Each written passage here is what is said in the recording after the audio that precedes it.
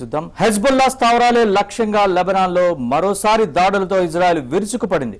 ఇవాళ ఉదయం రాజధాని బీరూట్ నడిబొడ్డున రాకెట్లతో ఇజ్రాయెల్ సేనలు దాడి జరిపాయి. సెంట్రల్ బీరూట్లోని పార్లమెంట్ భవనానికి సమీపంలో ఉన్న ఓ భవనాన్ని లక్ష్యంగా చేసుకుని ఈ దాడి జరిపినట్లు తెలుస్తోంది. బచోరా ప్రాంతంలో జరిగిన ఈ దాడి లెబనాన్ ప్రభుత్వం నిర్వహించే ప్రదేశానికి దగ్గరలోనే జరగడంతో తీవ్ర ఆందోళనలు వ్యక్తమవుతున్నాయి. కాగా ఇజ్రాయెల్ జరిపిన ఈ దాడుల్లో 6 చనిపోయినట్లు సమాచారం.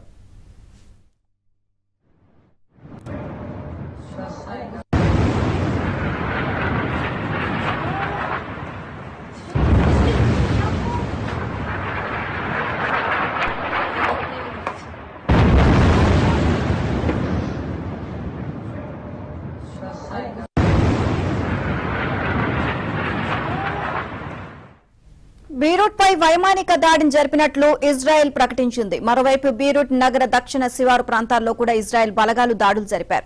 ఇక ప్రజలను సురక్షిత ప్రాంతాలకు తరలి వెళ్లాలి అంటూ ముందుగా హెచ్చరికలు జారీ చేసిన అనంతరం పలు దాడులు జరిగాయి. అయితే సెంట్రల్ బీరూట్ లో జరిగిన దాడి విషయంలో మాత్రం ఇజ్రాయెల్ బలగాలు హెచ్చరికలు చేయలేదు. కాగా బీరూట్ నగరంలో ఇజ్రాయెల్ దాడులు జరపడం 2006 తర్వాత ఇదే తొలిసారి. ఈ దాడుల నేపథ్యంలో ఇరాన్ ఎలా స్పందిస్తుంది అనేది ఆసక్తికరంగా మారింది.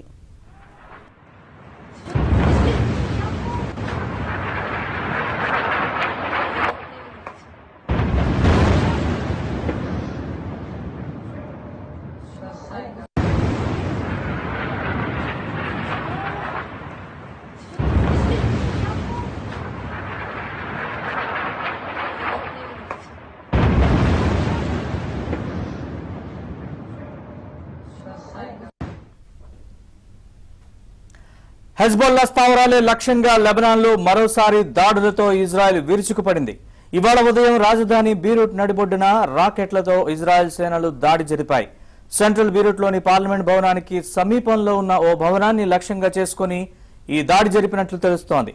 బచోరా ప్రాంతంలో జరిగిన ఈ దాడి లెబనాన్ ప్రభుత్వం నిర్వహించే ప్రదేశానికి దగ్గరలోనే జరగడంతో తీవ్ర ఆందోళనలు వ్యక్తమవుతున్నాయి.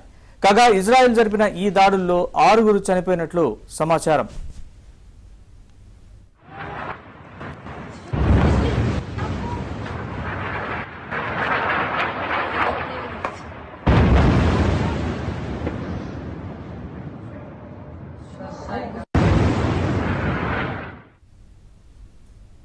బీరూట్ పై వైమానిక దాడిని జరిపినట్లు ఇజ్రాయెల్ ప్రకటించింది. మరోవైపు బీరూట్ నగర దక్షిణ శివారు ప్రాంతాల్లో కూడా ఇజ్రాయెల్ బలగాలు దాడులు జరిపారు. ఇక ప్రజలను సురక్షిత ప్రాంతాలకు తరలి వెళ్లాలి అంటూ ముందుగా హెచ్చరికలు జారీ చేసిన అనంతరం పలు దాడులు జరిగాయి. అయితే సెంట్రల్ బీరూట్ లో జరిగిన దాడి విషయంలో మాత్రం ఇజ్రాయెల్ బలగాలు హెచ్చరికలు చేయలేదు. కాగా బీరూట్ నగరంలో ఇజ్రాయెల్ దాడులు జరపడం 2006 తర్వాత ఇదే తొలిసారి. ఈ దాడుల నేపథ్యంలో ఇరాన్ ఎలా స్పందిస్తుంది అనేది ఆసక్తికరంగా మారింది.